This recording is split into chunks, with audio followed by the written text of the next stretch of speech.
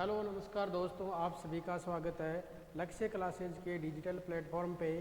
और आज के इस सेशन में अपन डिस्कस करने वाले हैं मानव जनन के ऊपर जो इम्पोर्टेंट एमसीक्यूज है उसके ऊपर जो अपनी सीरीज चल रही है शिखर सीरीज। इस सीरीज में इस क्लास में मानव जनन के ऊपर ये दूसरा लेक्चर है, जो कि एक लेक्चर हो चुका है, उसी को कंटिन्यू कर रहे हैं। तो इस लेक्चर के अंतर्गत इम्पोर्टेंट क्वेश्चंस को सेलेक्ट किया गया है जो आपके लिए हेल्पफुल रहेंगे बोर्ड एग्ज़ाम के अंतर्गत, सीयूटी के एग्ज़ाम के अंतर्गत, नीट के एग्ज़ाम के अंतर्गत और जेट के एग्ज़ाम के अकॉर्डिंग यहाँ क्वेश्चन इन्वॉल्व किए गए हैं। तो चलिए देखते हैं कौन कौन से इम्पोर्टेंट क्वेश्चंस है। पहला क्वेश्चन है, शुक्राणु एकल प्राथमिक शुक्राणु कोशिकाओं की संख्या जो अंततः शुक्राणु जनन में पैदा होती है। क्वेश्चन क्या कहना चाह रहा है, number of spermatozoa single primary spermatocyte ultimately produce in spermatogenesis. इसको देखने के लिए सबसे पहले अपने पास में क्या होता है, जब भी शुक्राणु जनन पढ़ रहे हैं, शुक्र जनन पढ़ते हैं, तो इसमें पहली स्टेप क्या आती है, स्पर्मेटोगोनिया। स्पर्मेटोगोनिया होता है। इसके अंतर्गत समसूत्री विभाजन होता है और ये समसूत्री विभाजन करके क्या बनाता है, प्राथमिक स्पर्मेटोसाइट बनाता है। ये मियोसिस करके और बनाता है सेकेंडरी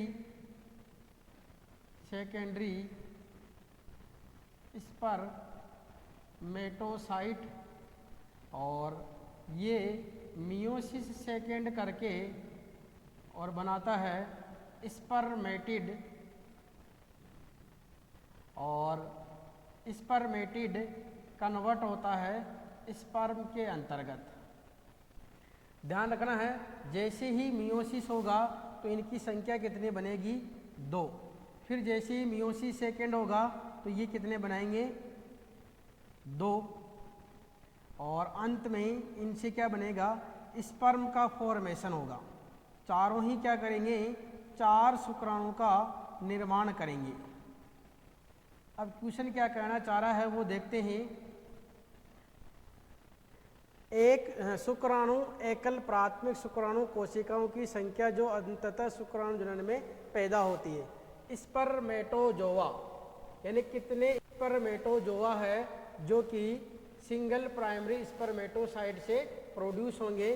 तो कितने स्पर्मेटोजोआ बन रहे हैं अपने पास में, यानी कि कितने स्पर्म बन रहे हैं, तो वह है 4।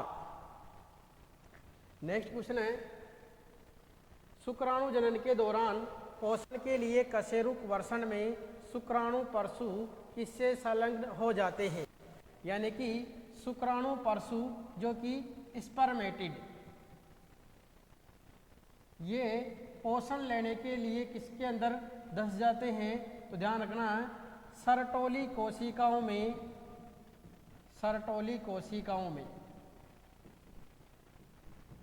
स्पर्मेटिड अंत में क्या बनाएगा, स्पर्म। तो सर्टोली कोशिकाएं किसको पोषण दे रही है, स्पर्म यानी शुक्राणु को।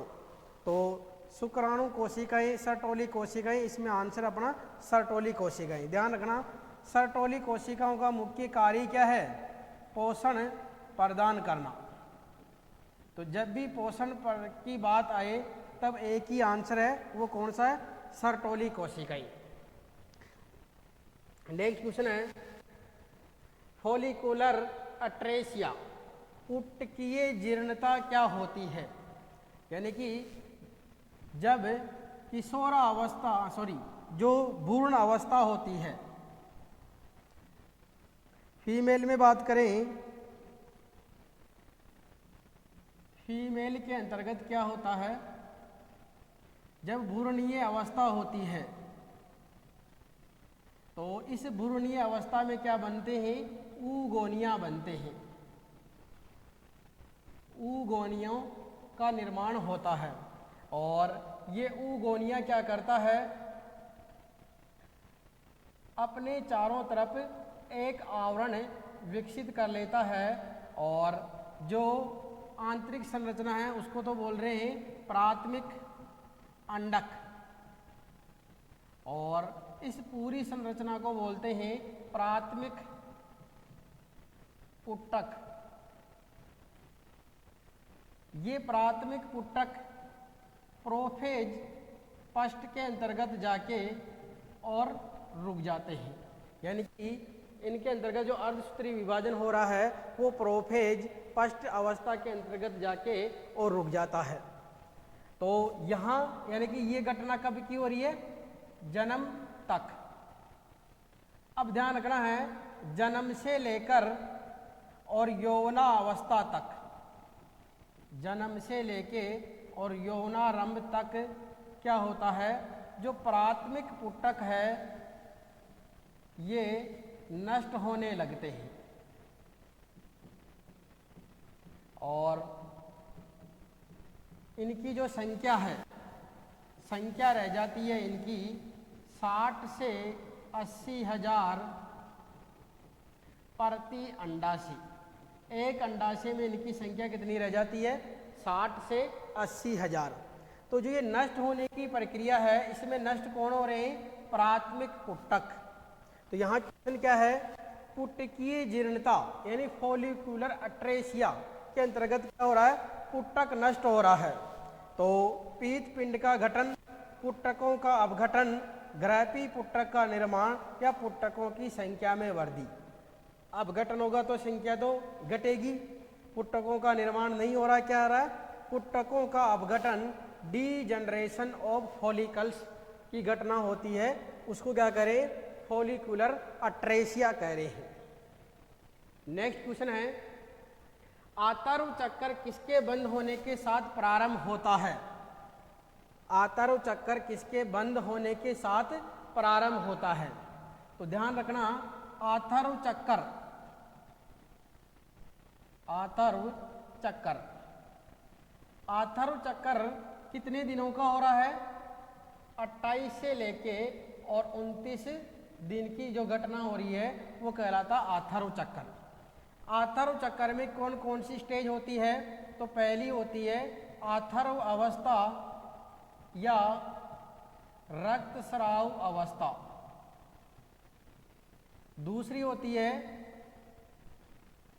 पुट्टकीय अवस्था, पुट्टकीय अवस्था, तीसरी होती है अंडोत्सर्ग,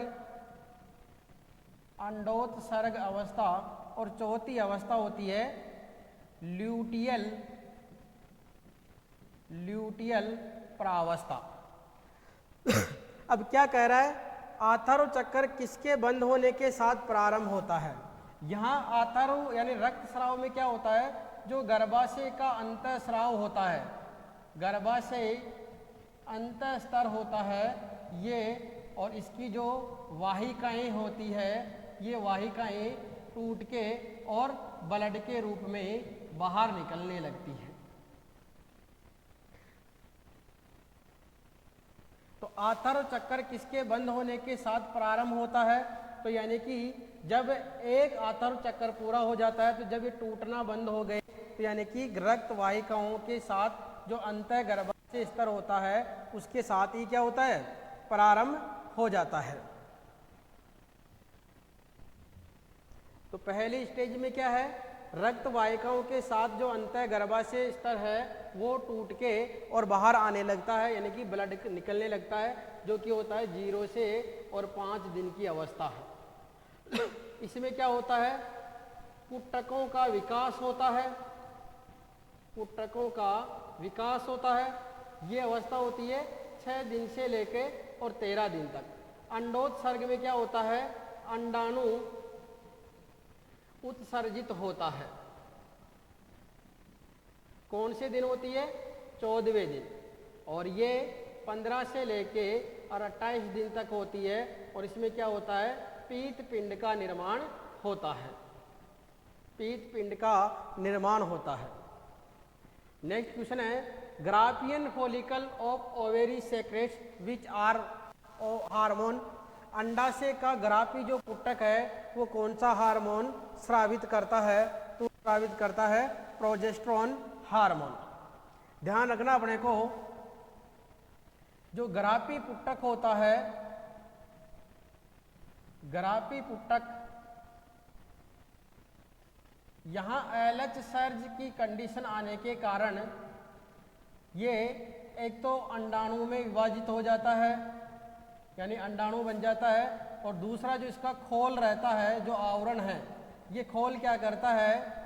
पीत पिंड, पीत पिंड यानी पीले कलर का पिंड, जिसको कह रहे हैं कार्पस ल्यूटियम, कार्पस ल्यूटियम, इसमें कन्वर्ट हो जाता है और क्या स्रावित करता है?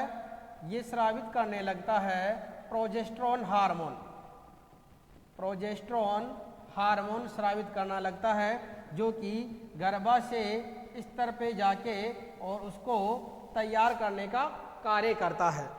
तो ग्रापी पुटक कौन सा हार्मोन स्रावित करता है? तो वो ध्यान रखना है, प्रोजेस्टेरोन। रिलैक्सिन हार्मोन कब स्रावित होता है? तो रिलैक्सिन हार्मोन ध्यान रखना है, गर्भाधारण के उत्तरार्ध अवधि में, यानी कि जब गर्भधारण का अंतिम चरण चल रहा होता है तब रिलैक्सिन हार्मोन स्रावित होता है। नेक्स्ट क्वेश्चन है, निम्नलिखित में से कौन सा हार्मोन कुछ कारकों के स्राव को उद्दीपित करने के लिए सर्टोली कोशिकाओं पर कार्य करता है, जो शुक्राणु जनन की प्रक्रिया में सहायता करते हैं? तो इसको समझने के लिए अपने को चलना है, सबसे पहले रिलीज होता है GnRH, गोनेडोट्रोपिन रिलीजिंग हार्मोन, और ये जाता है पीयूष ग्रंथि के पास में, पीयूष ग्रंथि, इसमें भी पीयूष ग्रंथि ध्यान रखना है, अग्र पीयूष ग्रंथि के ऊपर कार्य करता है और इससे 2 गोनेडोट्रोपिन हार्मोन रिलीज करवाता है, जिसमें से एक का नाम है LH और एक का नाम है FSH। LH हार्मोन कार्य करता है किसके ऊपर? लीडिंग कोशिकाओं के ऊपर, लीडिंग कोशिकाओं के ऊपर कार्य करता है, जबकि FSH किसके ऊपर कार्य करता है? सर्टोली कोशिकाओं के ऊपर कार्य करता है। लीडिंग कोशिकाओं के ऊपर कार्य करके LH हार्मोन क्या स्रावित करवाता है? एंड्रोजन हार्मोन स्रावित करवाता है। एंड्रोजन को बोल रहे हैं पुंजन हार्मोन, यानी कि नर हार्मोन। टेस्टोस्टेरोन, टेस्टोस्टेरोन रिलीज करवाता है, जो किसमें मदद करता है? शुक्राणु जनन में, शुक्राणु जनन में मदद करता है। सर्टोली कोशिकाएं ऐसे अपघटक ऐसे घटकों का स्राव करती है जो किसमें मदद करते हैं? शुक्राणु जनन में। तो यहां आंसर होने वाला है FSH हार्मोन। नेक्स्ट क्वेश्चन है, विकासशील अंडाणु विभाजित होता है और प्रथम ध्रुवीय पिंड को यहां मुक्त करता है। तो फीमेल की बात करें, फीमेल की बात करें तो सबसे पहले क्या होता है? ऊगोनिया होता है। ये ऊगोनिया किसमें कन्वर्ट होता है? प्राइमरी ऊसाइट में। प्राइमरी ऊसाइट से क्या बनता है? सेकेंडरी ऊसाइट, या इसको थोड़ा और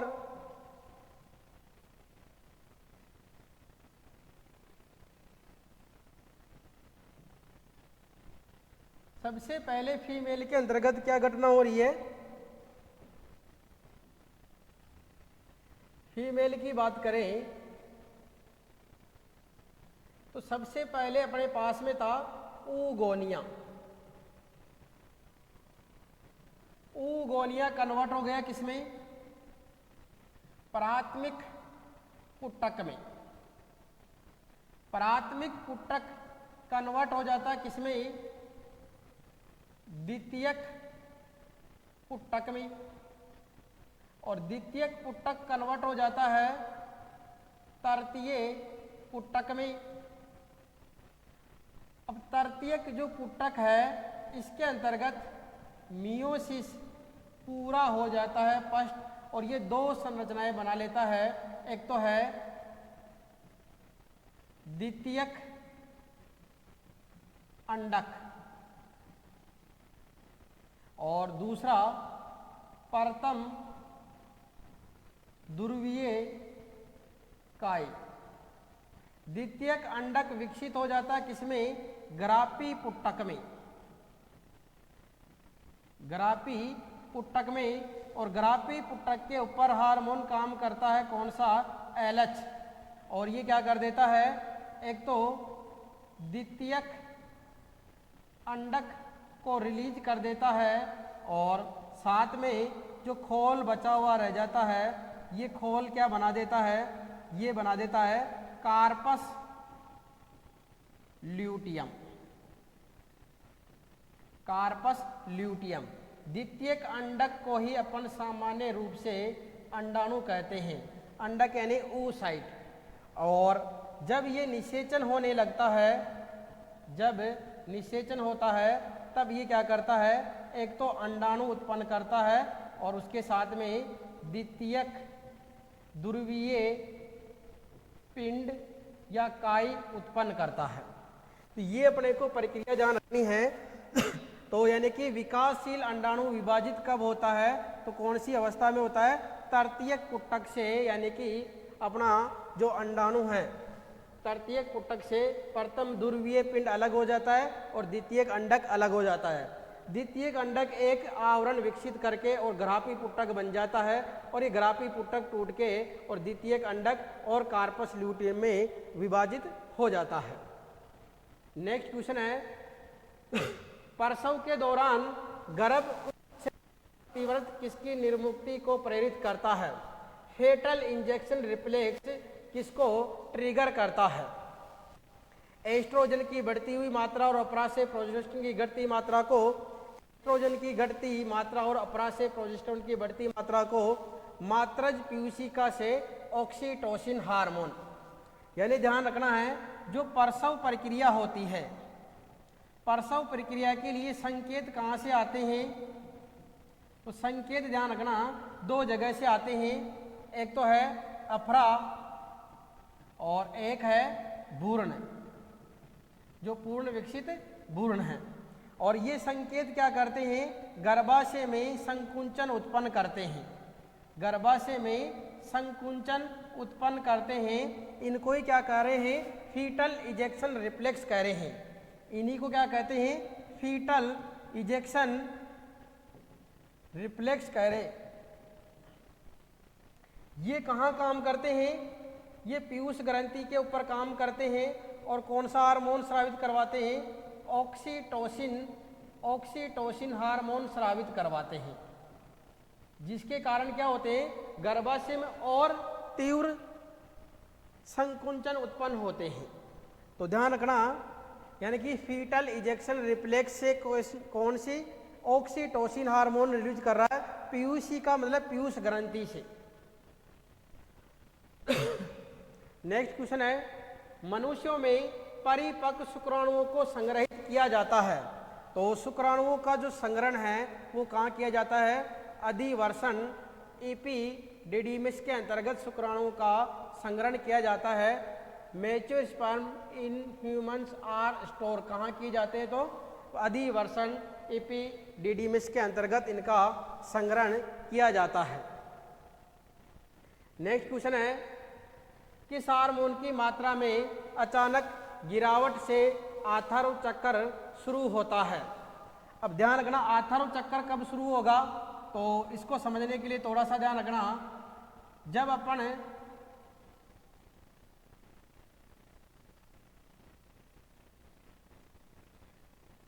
निषेचन का जिक्र करते हैं तो क्या ध्यान रखना अपने को, यानी कि यहाँ जो अंडवाहिनी है यहाँ हो रही है निषेचन की घटना, और जो घटना चल रही है उसमें क्या हो रहा है?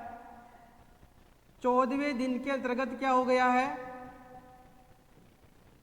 अंडोत्सर्ग। अंडोत्सर्ग में क्या हुआ? ग्रापी जो पुट्टक था,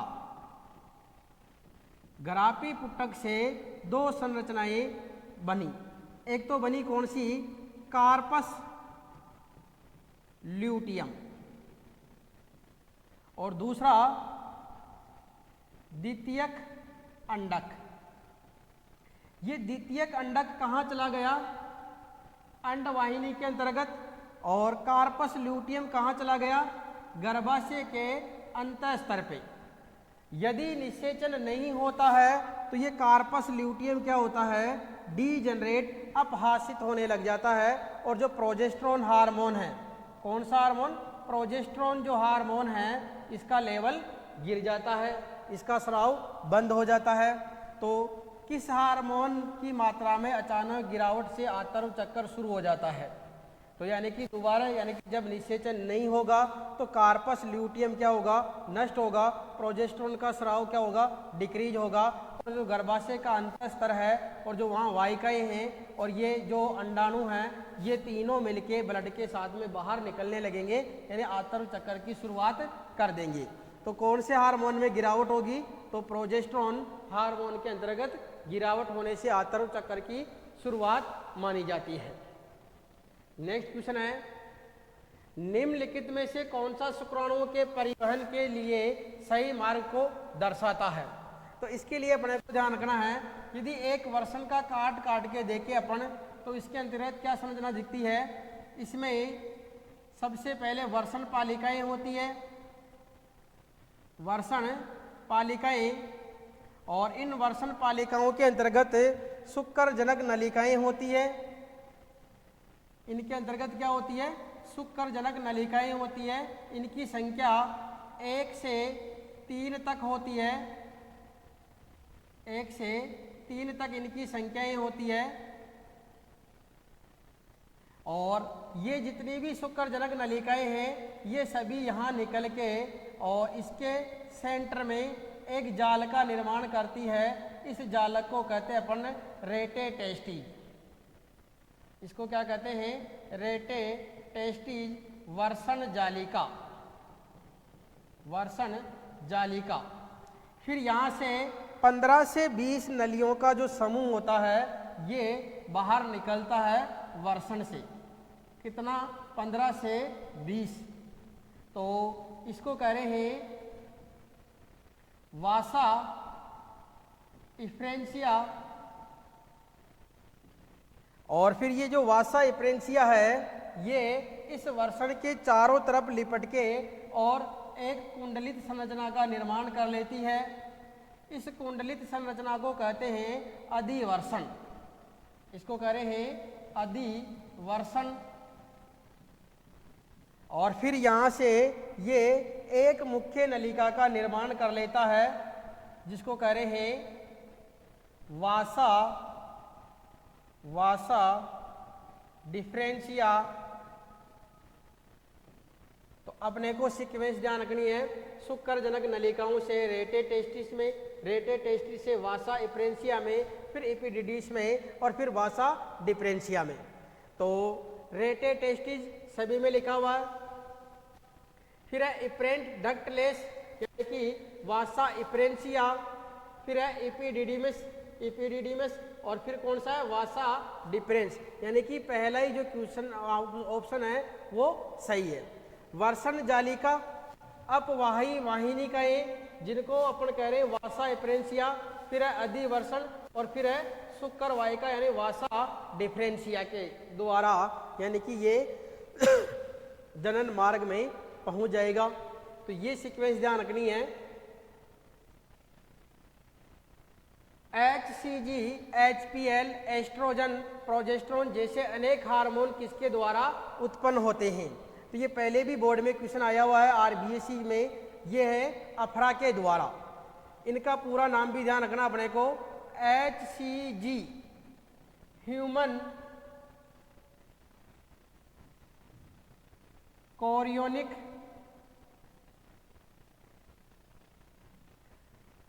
HPL ह्यूमन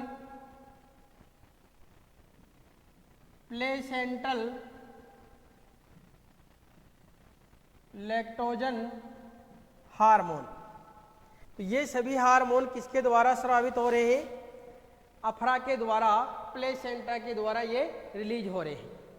मनुष्यों में निषेचन व्यवहारिक रूप से संभव है। Fertilisation in humans is practically possible, यानी कि प्रैक्टिकली कब पॉसिबल होगा? तो ध्यान रखना है, जब अपन गर्भाशय की संरचना यानी कि फीमेल भाग की संरचना देखते हैं तो ये जो अंडवाहिनी होती है, यहां से तो शुक्राणु प्रवेश करेगा और इधर से अंडाशय से क्या होगा? अंडाणु रिलीज होके आएगा और दोनों कहाँ आने चाहिए? जो ओविडक्ट है, इसका जो एम्फुला भाग है यानी तंबिका जो भाग है, यहाँ पर पहुंचने चाहिए एक ही समय पर, तभी जाके और निषेचन पॉसिबल हो सकता है। तो ऑप्शन क्या है? डिंब और शुक्राणु एक साथ डिंब वाहिनी के तुम्बिका संकीर्ण संयोजक जंक्शन में पहुंच जाते हैं, तभी जाके क्या होगा? शुक्राणुओं का यानी कि निषेचन की घटना संभव हो पाएगी। नेक्स्ट क्वेश्चन है, गलत कथन का चयन करें। एलएच एपेसच अंडाशय में अंडोत्सर्ग को प्रेरित करते हैं, यानी कि जब एलएच सर्ज की कंडीशन होती है तभी अंडोत्सर्ग प्रेरित होता है। पहला ऑप्शन सही है।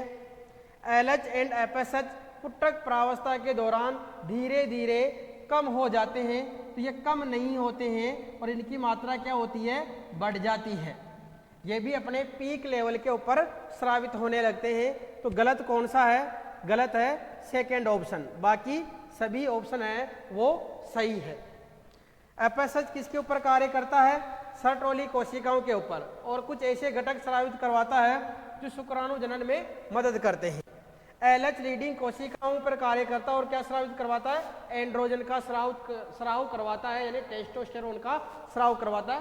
ये पहले क्वेश्चन में अपन ने देख लिया। नेक्स्ट क्वेश्चन है, निम्नलिखित में से कौन सी घटना स्त्री में अंडोत्सर्ग से जुड़ी नहीं है? तो एलएच की वृद्धि होगी, द्वितीयक अंडक का विमोचन होगा, द्वितीयक अंडक यानी ग्राफी पुटक टूट के और जो सेकेंडरी oocyte है उसको रिलीज करेगा। ग्राफी पुटक का पूर्ण विकास होता है तभी वो टूटेगा। कौन सा नहीं है? तो ये घटना अंडोत्सर्ग से जुड़ी हुई नहीं है। एस्ट्रोडाइल में कमी होने लगती है तब जाके अंडोत्सर्ग होने लगता है। यानी कि ये जो तीन घटनाएं हैं इनके द्वारा अंडोत्सर्ग की घटना होगी, और ये कौन से दिन होगी? ये होगी 14वें दिन। नेक्स्ट क्वेश्चन है, which of the following layers in an enteral follicle is a cellular? गहर पुट्टिका में निम्नलिखित में से कौन सी परत अकोशिकीय होती है? यानी जो सेकेंडरी oocyte होता है, जो सेकेंडरी oocyte होता है, इसके चारों तरफ एक आवरण पाया जाता है जिसको क्या बोलते हैं? पारदर्शी अंडावरण कहते हैं, जोना पेलुसिडा कहते हैं। यही क्या होती है? अकोशिकीय परत मानी जाती है। तो ध्यान रखना है, पारदर्शी अंडावरण जोना पेलुसिडा। नेक्स्ट क्वेश्चन है, स्त्रियों में अर्धस्त्री विभाजन सेकेंड कब तक पूरा नहीं होता है? जब तक निषेचन की घटना नहीं हो जाती है तब तक, यानी कि मियोसिस सेकेंड पूरा नहीं होता है। इस मियोसिस सेकेंड के पूरे होने पे क्या होता है? एक तो होता है अंडाणु रिलीज, और इसके साथ में द्वितीय ध्रुवीय पिंड या काई पोलर बॉडी विकसित होते हैं। इसके साथ में जुड़ता कौन? शुक्राणु, और तब होता है निषेचन। तो ध्यान रखना है, द्वितीयक अर्धस्त्री विभाजन कब पूरा होता है? निषेचन के जस्ट पहले। युग्मक जनन के दौरान निम्नलिखित में से कौन सी कोशिका सामान्य रूप से द्विगुणित होती है। प्राथमिक ध्रुवीय पिंड शुक्राणु, शुक्राणुजनन, द्वितीयक ध्रुवीय पिंड। ध्यान रखना, क्या ध्यान रखना अपने को? सबसे पहले है स्पर्मेटोगोनिया। ये क्या करता है? माइटोसिस करता है। स्पर्मेटोगोनिया कैसी कोशिका है? 2n। और ये क्या बनाता है? प्राइमरी स्पर्मेटोसाइट का निर्माण करता है। ये भी है 2n।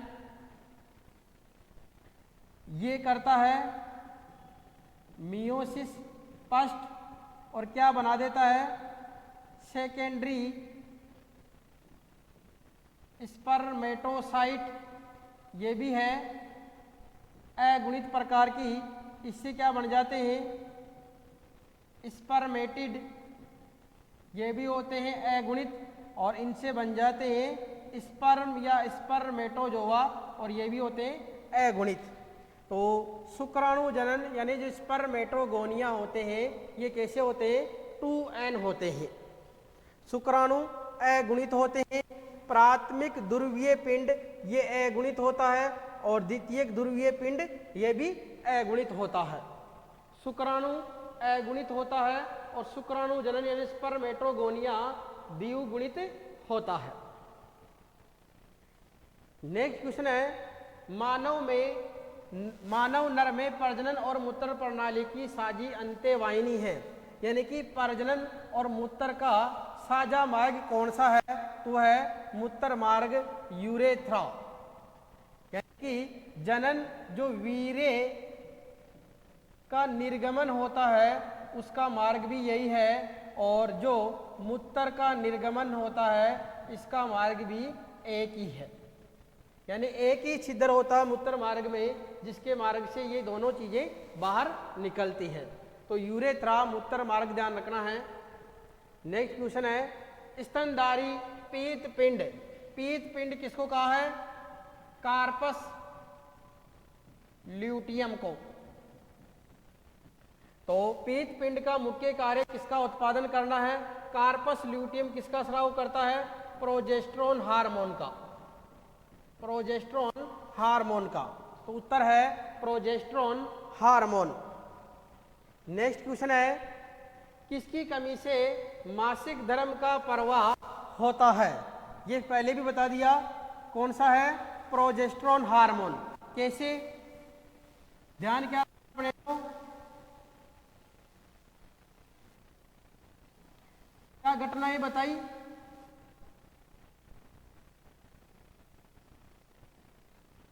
जब आतर्व चक्र का 14वां दिन होता है तब घटना होती है अंडोत्सर्ग।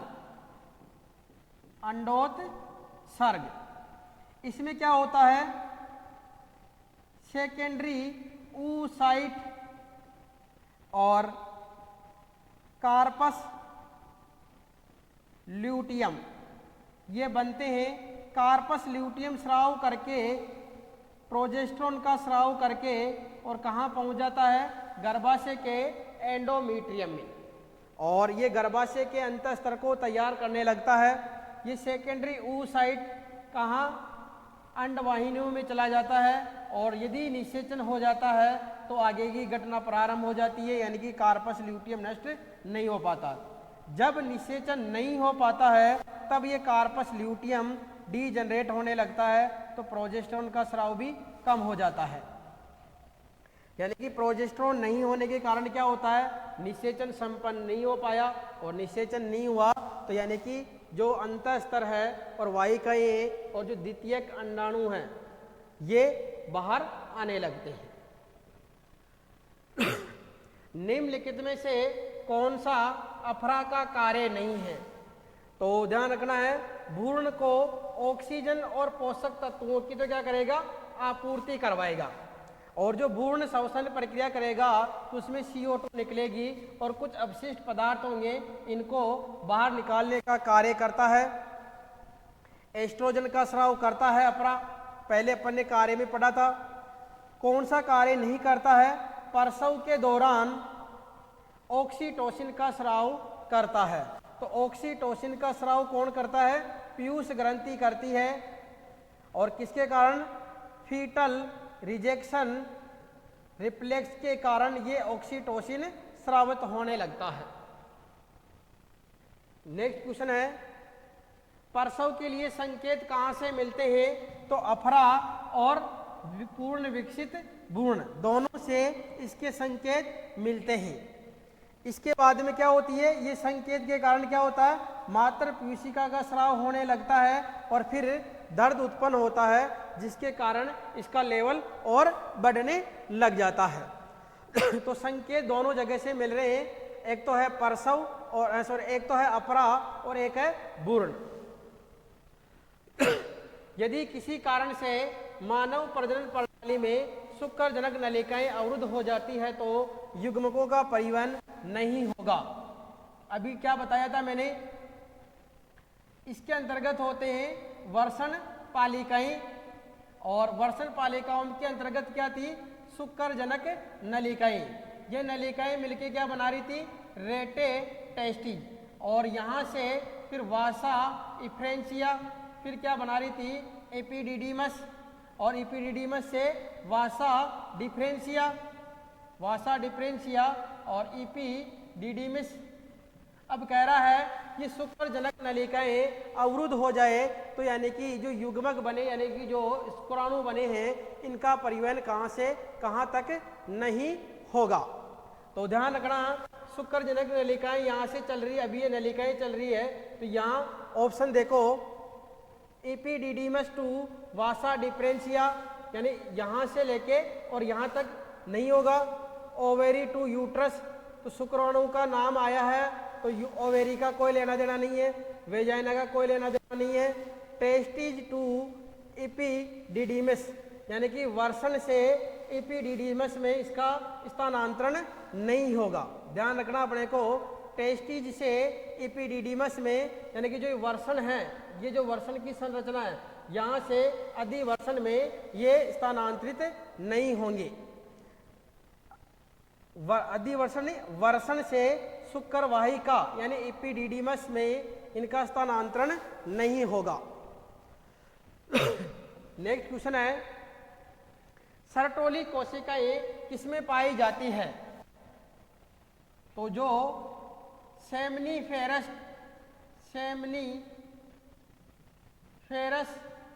ट्यूब्यूल्स होती है, शुक्रजनक नलिकाएं, ये कहाँ मिलती है? वर्षण पालिकाओं में। और इनकी संख्या कितनी है? 1 से 3 संख्या इनकी। इनके अंतर्गत 2 कोशिकाएं पाई जाती है, एक तो है शुक्र जन और एक है सर्टोली कोशिकाएं। शुक्र जन को ही क्या बोल रहे हैं? स्पर्मेटोगोनिया भी कहते हैं या नर जर्म कोशिका भी कहते हैं। तो सर्टोली कोशिकाएं किसमें पाई जाती है? अंडाशय के अंतर्गत पाई जाती है और स्रावी प्रोजेस्टेरोन करती है। तो नहीं, अंडाशय में नहीं है।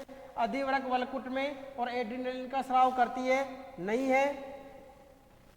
शुक्रजनक नलिकाओं में पाई जाती है और जनन कोशिकाओं को पोषण प्रदान करती है।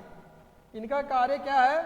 सर्टोली कोशिका का ध्यान रखना है, पोषण यानी न्यूट्रिशन प्रदान करना।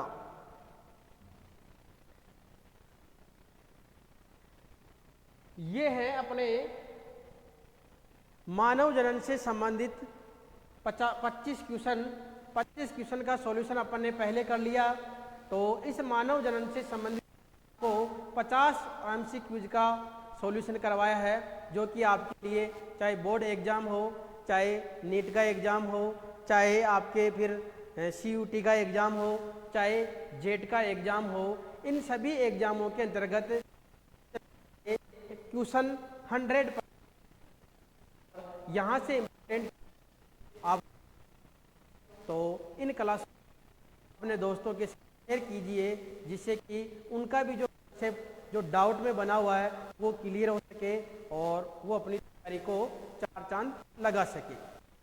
धन्यवाद।